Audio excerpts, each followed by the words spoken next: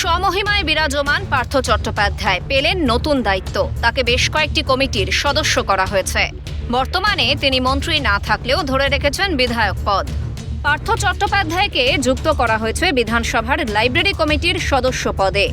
একই সঙ্গে তার নাম অন্তর্ভুক্ত করা হয়েছে আবাসন, অগ্নি নির্বাপন ও বিপর্যয় মোকাবিলা সংক্রান্ত স্ট্যান্ডিং কমিটিতে।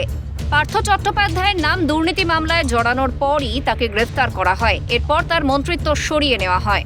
অন্যদিকে তৃণমূল থেকে সাসপেন্ড হওয়া ও পৃথক রাজনৈতিক দল গঠনের পরও ভরতপুরের বিধায়ক হুমায়ুন কবিরকে দেখা গেল বিধানসভার পুরনো আসনেই।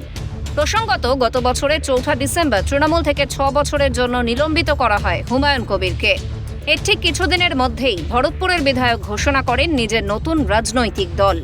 এদিকে বিধানসভায় পার্থ চট্টোপাধ্যায়ের ফিরে আসা ও বিধানসভায় হুমায়ুন কবিরের আসন ঘিরে তীব্র কটাক্ষ করেন শুভেন্দু অধিকারী।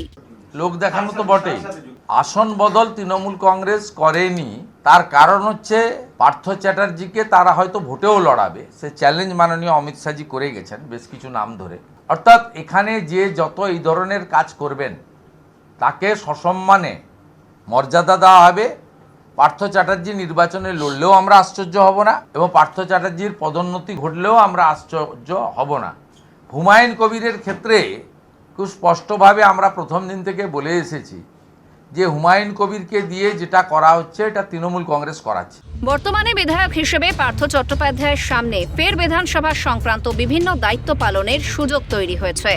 সেই প্রেক্ষিতেই তাকে একাধিক গুরুত্বপূর্ণ কমিটিতে সদস্য হিসেবে স্থান দেওয়া হয়েছে বলে সূত্রের খবর।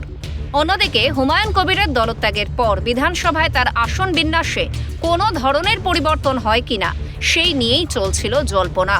তবে বাজেট অধিবেশনে দেখা গেল হুমায়ুনের আসনে কোনো পরিবর্তন হয়নি। রাজা সাহার রিপোর্ট, ক্যালকাটা নিউজ।